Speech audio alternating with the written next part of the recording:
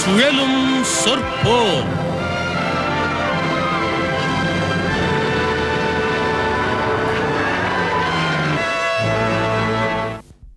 இப்பொழுது கிராம வாழ்க்கை என்ற அணியில் ஒருவரும், நகர வாழ்க்கை என்ற அணியில் ஒருவரும் இப்பொழுது பேச வருகிறார்கள். கிராம வாழ்க்கையே அப்படிங்கிறதுக்கு உங்களுடைய கருத்துக்களை நீங்கள் ரொம்ப தைரியமாக சொல்லுங்கள். அருமையாக உங்களை அறிமுகப்படுத்திருக்கேன். எல்லாம் நம்ம உள்ளே தான் உட்காந்து கேட்குறவங்கெல்லாம் வீட்டில் பேசுகிற மாதிரி பேசினேன். என் உயிரினும் மேலாக நான் விரும்பி ரசித்து கொண்டிருக்கும் அன்பிற்குரிய தலைவர் லியோனி அவர்களே, மற்றும் இந்த நகர வாழ்விற்கு பெரிதும் நிம்மதி சேர்ப்பதாக நினைத்து இப்பொழுது நிம்மதி இல்லாமல் உட்கார்ந்து கொண்டிருக்கும் பண்பிற்குரிய எதிரணியினர் அவர்களே. பார்த்தா அப்படித்தான் தெரியுது. அங்கே பாருங்களேன், நகர வாழ்க்கை கோஷ்டியை பாரு, இப்படியே எதையோ பறி கொடுத்த மாதிரி உட்காந்துருக்காங்க. பார்க்க பாவமாக இருக்குது. கிராமத்து வாழ்க்கை பாரு, செழிப்பாக இருக்குது. ஆளுக பூரா நல்லா கண்டுபிடிச்சிருக்கே ஐயா. மற்றும் இங்கு கூடியிருக்கும் சபையோர்களே, எனது சகோதர சகோதரிகளே, இந்த பட்டிமன்றத்தை பெருமளவும் ஏற்பாடு செய்த ராஞ்சி நிறுவனத்தார் அவர்களே, உங்கள் அனைவருக்கும் எனது முதற்கண் நன்றியடைந்த வணக்கத்தினை தெரிவித்துக் கொள்கிறேன். நடுவரவர்களே, இன்னைக்கு கிராம வாழ்க்கையில் நிம்மதி பெருசும் கிடைக்குதுன்னா இயற்கையான மன அமைதி, இயற்கையான சூழ்நிலை, இயற்கையான காற்று, இதையெல்லாம் விலை கொடுத்து வாங்காமையே கிடைக்குது. விலை கொடுத்து வாங்காமையே கிடைக்குது. இயற்கையோடு ஒன்றி போன ஒரு கிராம வாழ்க்கை, இது செயற்கையோடு ஒன்றி போன எந்திர வாழ்க்கை நகர வாழ்க்கை. நகர வாழ்க்கைன்னு சொல்றதை விட நரக வாழ்க்கைன்னு சொல்லலாம். எப்படி சொல்றேன்னு கேளுங்க. நம்ம முடிச்சால கட்ட ஒரு பிள்ளையார் கோயில் இருக்கு. ஆமா, பிள்ளையாருனாலே எனக்கு எல்லாருக்கும் நல்லா தெரியும். அந்த பிள்ளையாரு கொண்டு வந்து திருடி வச்சாத்தே நல்லா இருக்கும்னு சொல்லி பட்டிக்காட்டுல இருந்து திருடி பட்டணத்தில் கொண்டு வந்து வச்சிருக்காங்க. அப்ப அந்த பிள்ளையாரை பார்த்து ஆலமரம் கேட்குறாரு. ஆலமரம் கேட்குது ஒரு வருஷம் கழிச்சு, என்னங்க பிள்ளையார நீங்க வந்து ஒரு வருஷம் ஆச்சு, இதனால் வரைக்கும் நல்லா சந்தோஷமா தெரிஞ்சீங்க, இன்னைக்கு மட்டும் என்னமோ நிம்மதி இல்லாமல் தெரியுங்களா, என்ன ஆகுறோம் அப்படின்னு கேட்டுச்சு. இப்போ பிள்ளையார் சொன்னார், ஒரு வருஷம் வரைக்கும் நான் சந்தோஷமாக தான் இருந்தேன். ஏன்னா என்னை திருடி கொண்டு வந்து வச்சதுனால இங்கே அன்றாட பாலாபிஷேகமும் பன்னீர் விஷயமும் செஞ்சுக்கிருந்தாங்க, அதனால சந்தோஷமாக தான் இருந்தேன்.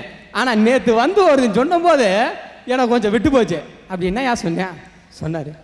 வந்தார், எங்கள் மாமன் மகளை கிட்டத்தட்ட 3 வருஷமாக விரும்பிக்கிருக்கேன், நீ வந்து ஒரு வருஷம் ஆச்சு, உன்னை கிட்டத்தட்ட செவ்வாய் வெள்ளிக்கே சுற்றி வந்துக்கிருக்கு, அதனால் நீ என்ன செய்கிற, எனக்கு எங்கள் மாமகளுக்கு கல்யாணம் நடக்கிற மாதிரி ஒரு சின்ன கனெக்ஷன் எங்கள் வீட்டுக்குள்ளே நடத்தி வைக்கிறேன். அப்படி மட்டும் நடத்தி வைக்கலன்னா பிள்ளையார்ட்டியா கேட்குறாங்க. பிள்ளையார்கிட்ட அவர் கேட்குறாரு. கிராமத்தில் இருந்த பிள்ளையாரை கொண்டு வந்து டவுனில் உட்கார வச்சு அவருக்கு ஒரு நிம்மதி இல்லாத சூழ்நிலை உருவாக்கணுமே நம்பாள். ஏன்னா மாமகளை சேர்த்து வைங்கிறாரன். யார? பிள்ளையார்கிட்ட. அவரே பொண்ணு கிடைக்காம அரச மரத்தில் உட்காந்துருக்காரு. அவர்கிட்ட போய் மாமகளை எப்படியாவது சேர்த்து வைய, இல்லாட்டி அப்புறம் பார்த்துக்க, எங்க டவுன்ல இருக்காரு. நடுவர்களே, அங்கதானே கூட்டமே கூடுது செவ்வாய்க்கு. பார்த்தீங்கன்னா அப்படியே ஒரு தீர்த்த தொட்டியை தூக்கிட்டு, அதனால தானே அங்கே ஒரு அப்ளிகேஷன் போட்டு வச்சா தானே கிடைக்கும். அப்போ பார்த்தீங்கன்னா சொல்கிறாப்புல, எங்கள் அத்தை மகளுக்கு எனக்கு கல்யாணம் நீ நடத்தி வைக்கலங்க போது நாளைக்கு இந்நேரம் உன் தும்பிக்கை இருக்காது பிள்ளையாரப்பா, யோசித்து சிந்திச்சு ஒரு முடிவுக்கு வச்சிரு.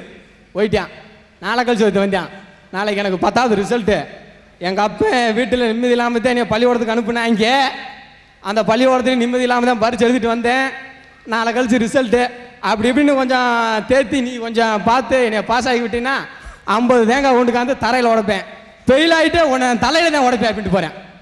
என்னடா இன்னைக்கு பார்த்தா நகர வாழ்க்கையில் பிள்ளையார் சொல்கிறார் ஆலமரத்துக்கிட்ட, ஆனானப்பட்ட சனீஸ்வரனே இன்று போய் நாளை வா நீ விரட்டி அடிச்சுவேன் நான்.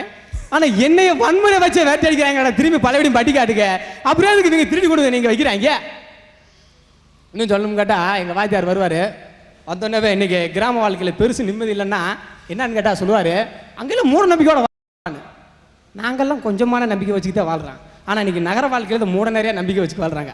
அப்படி இல்லாட்டி ஒரு ஐயரு தும்முனா இருக்கிற ஒரே காரணத்துக்காக வேண்டி எங்கள் தாத்தா காலத்துலேருந்து மீனாட்சி அம்மனுக்கும் சொக்கருக்கும் திருமணம் நடத்தி வைக்காம இருப்பாங்களா? இது மூட நம்பிக்கை இல்லையா? ஐயரு தும்முனதுக்காக இன்னும் அவருக்கு கல்யாணம் ஆகாம இருக்கா? ஐயரு கல்யாணம் முடிச்சிட்டாருங்க. அப்பே அவருக்கு ஏதாவது ஒரு சளிக்கு மருந்து இருந்து கொடுத்துருந்தா நேரம் அவருக்கு கல்யாணம் ஆயிருக்கும் பாவம். அவரத்தான் விட்டுத்தாளுங்க. நீங்க தான் பெரிய விவரமான ஆளுகளை ரிஜிஸ்டர் ஆஃபீஸில் கூட முடிச்சு வைக்க வேண்டியதானே? ரிஜிஸ்டர் ஆஃபீஸில் கூட முடிச்சு வைக்க வேண்டியதானே? விட்டுருங்க, அதைத்தான் விட்டுருங்க. எப்பா அந்த சொக்கனுக்கு மீனாட்சி அம்மனுக்கு திருமணம் நடத்தி வைக்கிறேன்னு சொல்லி கடைசியாக நிப்பாட்டி இன்னைக்கு அவங்க நிம்மதி இல்லாமல் இருக்குனாதே உங்களை நிம்மதி இல்லாமல் செஞ்சுக்கிருக்காங்க. அவங்களுக்கு நீங்கள் சரியான நிம்மதி கொடுத்துருக்கனே, முடிச்சு வச்சிருக்கனே. இன்னும் சொல்லணும் கேட்டிங்கன்னா, இன்றைக்கி நகர வாழ்க்கையில் குடி தண்ணீர் பைப்பை திறந்து பார்த்தா அப்படியே ஒரு 10 பேர் வரிசையில் உட்காந்துருப்பாங்க, 10-20 பேர் உட்காந்துருப்பாங்க. உட்காந்துருக்கும்போது அப்படி பைப்பை திறக்கி விட்டா என்னன்னு கேட்டால் சுண்டு வரல் விழுது. என்னடா சுண்டு வரல் விழுந்துருக்கா? அதான் அங்கே விழுகிற டைம் அப்படியே அங்கேருந்து இடத்தோட போட்டேன் வந்தேன். கேட்டால் 7,000 ரூபாய்க்கு ஒரு மினரல் வாட்டர்னு சொல்லி இத்தனை கையில் ஒன்று வச்சு இத்தனை டப்பாவில் தருவாங்க. கிராம வாழ்க்கையில் அப்படி கிடையாதுங்க. ஆத்தோர ஊருணியில் ஊற்று தண்ணியை தோண்டி அந்த தண்ணியில் இருக்கிற தண்ணியை மோந்து குடிச்சா அதில் இருக்கிற டேஸ்ட் இருக்குது, அதில் இருக்கிற அந்த சுத்தம் இருக்குது. அது இங்கே இருக்கிற மினரல் வாட்டருக்கு கிடைக்காதுங்க. நீங்கள் குடிதண்ணி பஞ்சத்தில் இருக்கிறதுனால தான் ஆனானப்பட்ட அழகரே வருஷத்தில் ஆற்றுக்கு ஒரு தடவை குளிப்பாட்டுறீங்கன்னு எங்களுக்கு நல்லா தெரியும். ஏன்னா எங்கள் கிராமத்தில் அழகர் ஆற்றுக்குள்ளேயே ஆத்தோரத்துலேயே தான் இருக்கிறாரு. உங்கள் கிராமத்தில் பார்த்து உங்கள் டவுனில் பார்த்தீங்கன்னா ஆற்றுல வருஷத்துக்கு ஒரு தடவை இறங்குவார். இப்படி தான் நகரத்துலேருந்து ஒரு பெரியவர் எங்கள் வீட்டுக்கு வந்திருந்தார். நம்ம வீடு கிராமத்தை ஒட்டி கிராமத்துக்குள்ளே தான் இருக்குது. இப்படி தான் ராத்திரி தங்களுக்கு வந்து ராத்திரி வீட்டில் படுத்து கிடந்தார். படுத்து கிடக்கும்போது அவர் ராத்திரி எறும்பு பயங்கரமாக கடிச்சு தொல்லை பண்ணி இருக்கும் போல் இருக்கு. விடிய காலம் எந்திரிச்சு, சரவணா உங்கள் வீட்டில் என்னமோ தெரில, எங்கள் டவுனில் தான் கொசுவும் மூட்டையும் பயங்கரமாக கடிக்குதுன்னா உங்கள் வீட்டில் வந்து படுத்து கிடந்தா எறும்பு கடி பயங்கரமாக இருக்குன்னாரு. பெரியவரே பரவாயில்ல, இன்றைக்கி ராத்திரி படுப்பீங்களே, அந்த எறும்பை கடிக்க விடாமல் நான் பார்த்துக்கிறேன் அப்படின்னு. எப்படி நீ செய்வேனாரு? ராத்திரி படுக்கும்போது சொல்கிறேன்னு. ராத்திரி அவர் படுக்கும்போது நான் போய் பாய் எடுத்து தலானி எடுத்து விரித்து வச்சு கொஞ்சம் அந்த செவத்தை விட்டு தள்ளி விரித்து வச்சு தூங்க விட்டேன். விடிய காலம் 7 மணிக்கு தான் எந்திரிக்கிறார். அண்ணா வரைக்கும் தூங்கி கிடந்து 7 மணிக்கு எந்திரிச்சோன்னே, என்னடா சொன்னா எறும்பெல்லாம் என்னை கடிக்கலை? ஐயா அந்த எறும்பு நேற்று போகிற பாதம் மேலே நீங்கள் படுத்து கிடந்தீங்க, அதனால் எறும்பு உங்கள் மேலே ஏறிச்சு. இன்றைக்கி அந்த எறும்பு போகிறதுக்காக வேண்டி பாதையை ஒதுக்கி விட்டு உங்களை படுக்க வச்சுருக்கேன், அதனால் எறும்பு அது வாட்டுக்கு போய்க்கிருக்கு. இன்றைக்கி டவுனில் மூட்டைக்கும் கொசுவுக்கும் நீங்கள் இடம் ஒதுக்கி விட்டீங்கன்னா அது உங்களை கடிக்காமல் விடுமா? விடாது. உங்களை கடித்து கொதறி உங்களை நிம்மதியெல்லாம் ஆக்கணுங்கிறதுக்காக தான் நான் புது பிறகு எடுத்து வந்திருக்கு. எத்த நம்மால் சொல்கிறார், வரவு 8 செலவு 10, பகுதி செலவு உண்மைன்னா பகுதி செலவு தண்டம்னா, மாச சம்பளம் வாங்கினா மகராசனா இருப்பண்ணா, 20 தேதி கழிஞ்சிச்சுன்னா இடிஞ்சு போய் உக்காருவேண்ணா, எடுத்து சொன்னால் கோவிக்கிற பொண்டாட்டின்னா எதமா சொன்னால் கான்வென்ட் பிள்ளை கூட கடிக்கிற மாதிரி பார்க்குதுண்ணா, குடத்து தண்ணியை வச்சுக்கிட்டு நாங்கள் குடும்பம் முழுக்க குளிக்கணும்ண்ணா. இதில் நிம்மதி அப்படிங்கன்னா வரும். குடிக்க தண்ணி பிடிக்க போனால் குழாயில் குடிமி சண்டை தொடருதுண்ணா, குடிமி சண்டை கோஷி சண்டையாக மாறுதுன்னா, கோஷி சண்டை ஜாதி சண்டையாக மாறுதுன்னா, அதனால் பஸ் எல்லாம் இடவழியில் நிற்கிதுண்ணா, பள்ளிக்கூடம் போனவில்லையே காணமேன்னு பார்க்க நெஞ்சு பதறுதுண்ணா. ஆயுசு 100 நித்தம் கண்டம்னு ஒரு பழமொழி சொல்லுவாங்கண்ணா. அன்றாட வாழ்க்கையை இன்னைக்கு நகர வாழ்க்கையில் ஆயுசு 100ன்னு சொல்லிக்கிறதுக்கு வேணா ஆஸ்பத்திரி நிறையா இருக்குண்ணா. நித்த வாழ்க்கை நாங்கள் யோசிச்சு பார்க்கும்போது எங்களுக்கு கண்டம் எந்த வழியிலும் தொடருதுண்ணா, எந்த வழியிலையும் கண்டம் தொடருது. கிராமத்தில் இருக்க எறும்பை நம்ம கொஞ்சம் ஒதுக்கி விட்டு நம்ம வாட்டுக்கு படுத்து தூங்கலாம். கொசுக்கிட்ட இருந்து நம்ம இது வரைக்கும் வாழ்க்கையில் தப்பிச்சதாக வரலாறு உண்டா?